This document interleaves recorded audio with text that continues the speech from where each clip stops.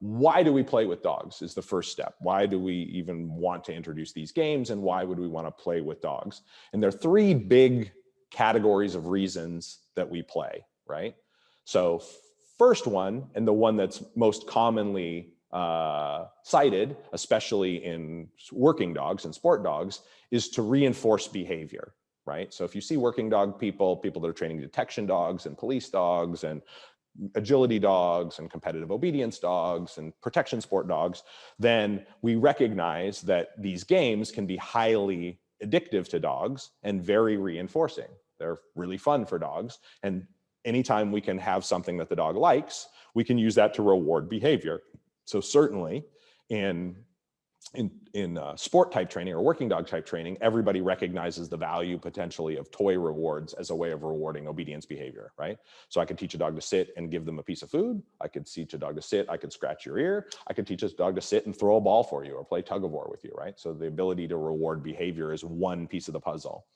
But when you start talking to pet dog owners or companion dogs owners, they're like, well, that's not a very functional reward for me. I don't need all that energy for those behaviors. Maybe I don't need my dog to be that excited when they do their behaviors.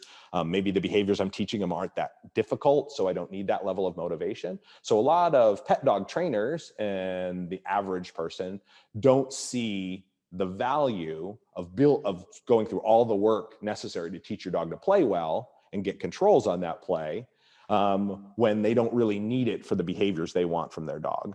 And frequently, people will say, well, my dog gets all excited. They're really obnoxious. They bounce around. And a lot of people don't like that energetic in their dog. The average person wants their dog. I jokingly say the average companion dog person or pet dog owner is more concerned with having their dog not do things than do things, right? And a lot of them are bothered if their dog is really energetic and excited. Their dog's bouncing around in front of them, looking at them, going, come on, let's do something. They're like, don't, like, chill out, go lay down, leave me alone, don't jump on me, don't stare at me, right? And so certainly if I'm teaching a dog to play, I'm gonna create higher levels of arousal.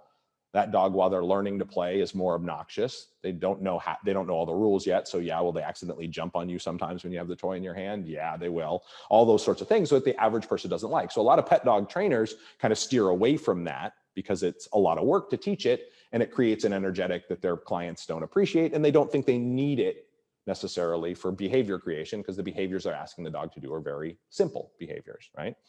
So what other reasons might there be? If I don't necessarily need it to reward behavior, what other reasons? Well, the second big category of reasons is exercise and relationship building, right? And so dogs need exercise, just like we do. It's part of the health and fitness, right? So the more exercise they have, the easier they are to live with. We use it to control their energy levels. They need it for health reasons, to keep their weight at the right thing, for their cardiovascular system, all the same stuff. And then also, I can use exercise to control their energy level. If my dog is tired after exercising, they're easier to be around. They lay down, they relax, they do all that kind of stuff, right? So I can burn up energy. So we use play to exercise the dog, control their energetics, but there's lots of ways to exercise a dog. I could throw the dog on a treadmill and let it get tired. It definitely meets those needs. I could let it run around the backyard with the other dogs and it gets exercise and it burns up energy. I could let it chase squirrels if I wanted to, right? I could take it hiking and let it zoom around the hills. That's exercise too. But that has nothing to do with me and our relationship. So if I play with my dog, I play fetch games or tug of war games or these kinds of things, I'm satisfying my dog's exercise needs and controlling their energy levels. At the same time, I'm building a relationship with them, and they really like you. They really like these games. And so since you play with them, these are interactive games that the dog can't engage in without me. And so there's a relationship building part. That dog pays better attention to you. It wants to do things with you. All those things are improved through your play relationship. And you'd be surprised for the dogs that like to play what a large relationship building activity this is, right? I jokingly say about Malinois all the time, Malinois don't like people they don't know, typically. The fastest way to make friends with a Malinois is go play with them, right? Go play ball with them, go play tug with them, and they'll love you in 5 minutes, right? They're like, oh, I didn't used to think I liked you, but you play with me, you're great, right? So there are many dogs, and I say Malinois just because we have a lot of them around, but there are many, many dogs that like to play that have that impulse. So it can meet their exercises needs at the same time, building a relationship. And then the third big category or reason that we would play with dogs, which is maybe the most important one and the one that people pay the least amount of attention to, is a dog learning to listen to us in high states of arousal, right? So how do I teach my dog to listen to me when they're excited, right? And so I could just let life throw situations at me where my dog gets worked up and then practice obedience. But that's not always so convenient. I don't necessarily have controls on those situations. They happen when I'm not expecting them. I can't control the level of arousal. I don't necessarily have control of the variables, right? And how many people tell you, my dog listens to me great when we're home and there's nothing going on, he's calm, but if I take him out for a walk and he sees another dog or something, he gets all excited and then he acts like he knows nothing, right? The dog doesn't listen to me at all. He just blows me off. He acts like he never learned a thing. That's routine. The dogs have to learn to listen to you when they're excited. They have to learn what to do with that energy. Well, play is kind of the perfect laboratory for that. I can get you excited and then show you what to do, and get you a little more excited and show you what to do. And I can add all kinds of impulse control. Eventually I can wave a toy around, you're jumping up and down, and I can say, if you want this, you have to sit, or you have to down, or you have to do whatever those things are. And in a controlled setting, I can teach the dog in increasingly high levels of arousal to listen to me, to contain themselves, to do things when they're excited. And then I can transfer that lesson to real world environments after the dog begins to understand, right? And so that is extremely valuable skill. And we use toys to teach the dog the structure of a lot of things, right? So if I can throw a ball out there and make you sit and wait to go get it, or if I can have you down when you're running on your way to pick up your ball, or if I can throw a toy or have you running to get a toy and call you off before you get there, I have a much better chance of asking that dog to down or sit or recall around when they're chasing a squirrel or a bicyclist or something else like that too, right?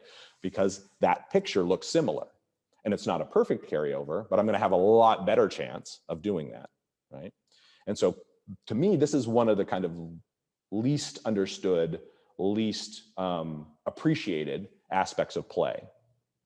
The other thing, and although we rarely wind up using it this way just because of the amount of effort it takes to learn to play well with a dog, but it can be extremely useful in behavior mod cases too, right?